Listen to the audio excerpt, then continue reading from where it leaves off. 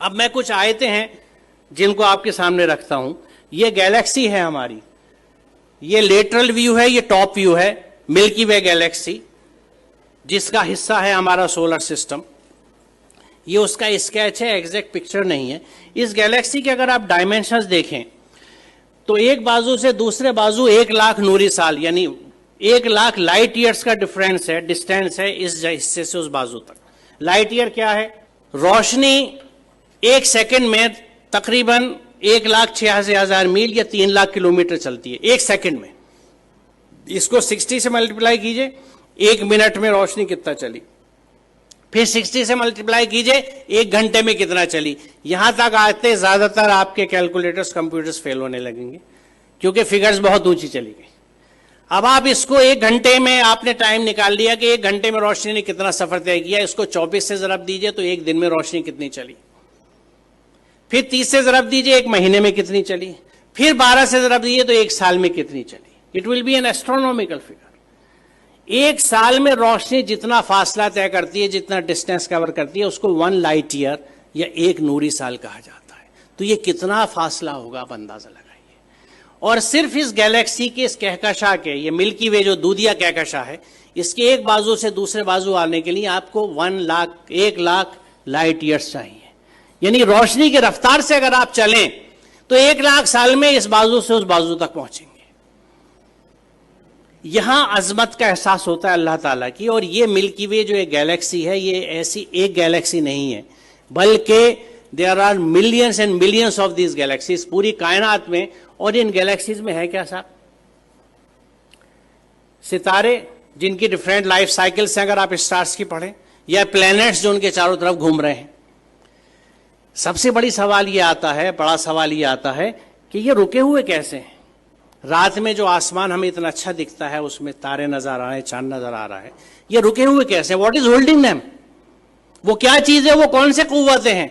आज हम जानते हैं कि ये इलेक्ट्रोमैग्नेटिक फोर्सेस हैं जिनके बैलेंसिंग से इनको हमने रोक रखा है। It is just phenomenal. आप ये समझिए कि मैग्नेटिक फोर्स को कंट्रोल करने के लिए इस वक्त हमारे पास जो सबसे अच्छी एग्जाम्पल है, उदाहरण है, वो मैगलेव ट्रेन का है कि मैग्नेटिक लेविटेशन से रेल की पटरी से 6 इंच ऊपर ट्रेन रन करती है, जिसको मैगलेव ट्रेन कहते हैं।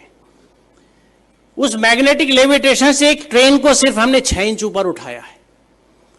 और इन प्लैनेट्स का जो billions and billions of stars and planets और सूरज हैं, सितारे हैं, ये किस तरह से बैलेंस किए हुए मैग्नेटिक फोर्सेस के साथ। ये कितना जबरदस्त कैलकुलेशन है, कितना जबरदस्त हिसाब है। और इसको जब आप समझते हैं और सूरह रहमान की उस आयत को देखते हैं कि बस समा रफा व वज़ल मीज़ान, तो बात समझ में आती है कि उसने आसमान को बुलंद किया और एक तवाजुन कायम कर दिया। तवाजुन की अहमियत की वजाहत है क्योंकि आप इमेजिन कीजिए, मुझे नहीं पता, मैंने बचपन में खेल खेला है, उसका जिक्र मैं हमेशा इस तकरीर में अपनी करता हूं कि मैग्नेट से जब हम लोग छोटे थे तो हमारे पास वो मोबाइल फोन्स नहीं थे या स्मार्टफोन्स नहीं थे जो आज आप लोगों के पास हैं। हमारे पास क्या होता था? टूटी हुई चूड़ियाँ होती थी, सिगरेट के पैकेट होते थे, माचिस की डिब्बियाँ होती थी, माचिस की तीलियाँ हुआ करती थी, और इन चीज़ों से हम खेल डिवाइस किया करते थे अपने लिए।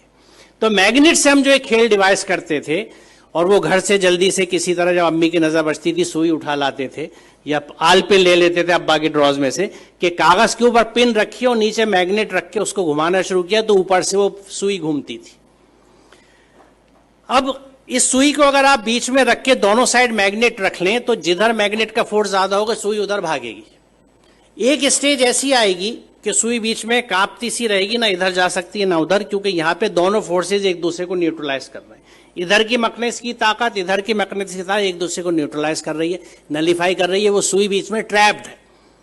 अब आप इसे इमेजिन कीजिए कि अगर आप ऐसे ही 2 मैग्नेट ऊपर नीचे रख लें और उस कागज को निकाल दें तो 4 मैग्नेट के बीच में हैंग कर जाएगी नीडल। बड़ी मेहनत करनी पड़ेगी इसको बीच में हैंग करने के लिए, एक सुई को। अब इमेजिन कीजिए इस यूनिवर्स को जिसमें कितने millions and billions of planets इसी मैग्नेटिक फोर्सेस के इंटरप्ले की वजह से, एक बैलेंस की वजह से हैंग कर रहे हैं।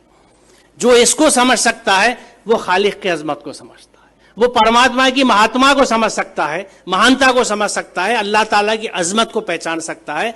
और उस वक्त वो कन्विंस होता है कि जब इस पूरी कायनात में अल्लाह के कानून चलते हैं तो मैं उसके कानून को किस तरह से एक जुज़दान में लपेट के बिना समझे ऊपर रख सकता हूं और उसको फॉलो नहीं करता।